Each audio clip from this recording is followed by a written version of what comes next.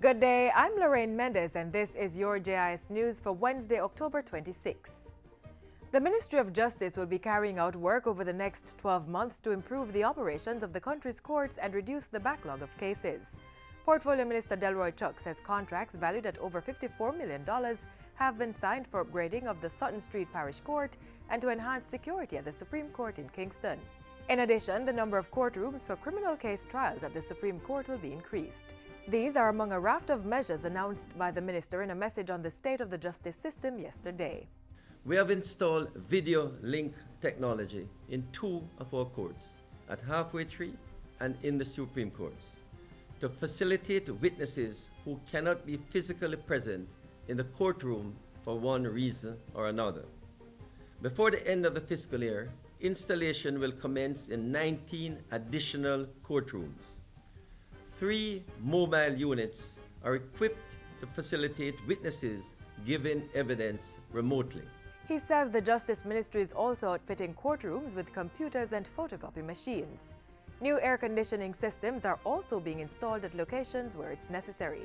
Keep watching the magazine for the Justice Minister's full statement.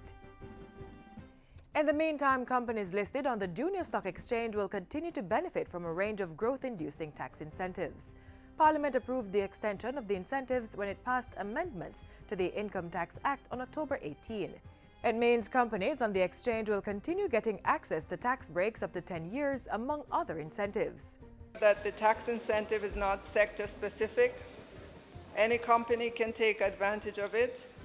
And currently there are companies on the market from across the range of sectors that include food and beverage, transportation, financial services, entertainment, manufacturing, and insurance, to name a few.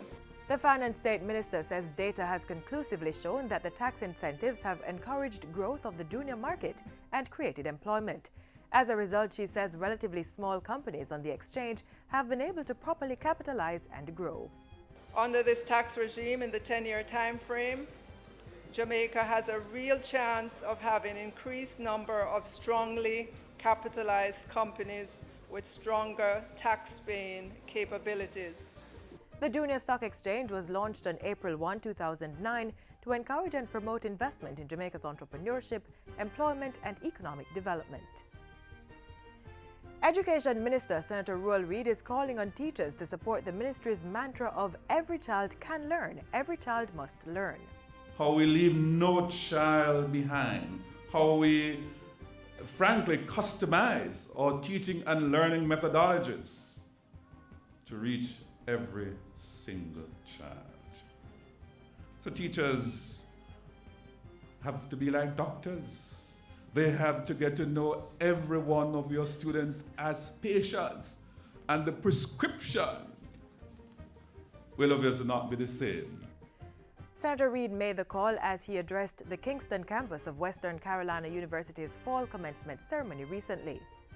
25 students graduated with Masters of Arts in Educational Supervision and 22 received Bachelor of Science degrees in education. Jamaican scientist Dr. Henry Lowe is urging international financial organizations to support scientific innovation on the island. Dr. Lowe says if patents are recognized as financial assets for research and development ventures, scientists will be better able to access funding for their innovations. Entrepreneurship, as it stands, need some collaborative push between the commercial banks, the IDB and its agencies, and the individual development banks in each country. And I'm proposing here that if what I am doing and others like me are doing in science and technology, then we need to have a Science and Technology Innovation Fund. He was speaking on Monday after receiving the Local Innovator Award at the 19th Forum for Markets Innovation and Capital for ROMIC. The IDB-sponsored forum is being held in Montego Bay. The Local Innovator Award was presented to Dr. Lowe for his groundbreaking research on the Jamaican ball moss, which is being used to treat certain cancers and Parkinson's disease. And finally, Culture Minister Olivia Grange says the administration is pursuing a number of measures to improve the National Library of Jamaica's capacity to be the repository of stories on Jamaica. Short-term measures include seeking off-site storage for the newspapers of Trinidad Barbados, Guyana, and others that were acquired when the NLJ was the West India Reference Library. The National Library has also been investing in digitizing items online to free up physical space needed to catalog and display the collection of works stored there. Minister Grange says they're also investigating the possibility of adding another floor at the present location. Those moves will allow us to comfortably house the personal archives of other distinguished literary giants of Jamaica. Long term, we will require a new, larger, modern facility to effectively carry out our mandate to collect and preserve any document published in Jamaica, any document about Jamaica, and any document published by a Jamaican anywhere in the world. The Culture Minister was addressing a recent function to launch the Miss Lou Archives at the National Library.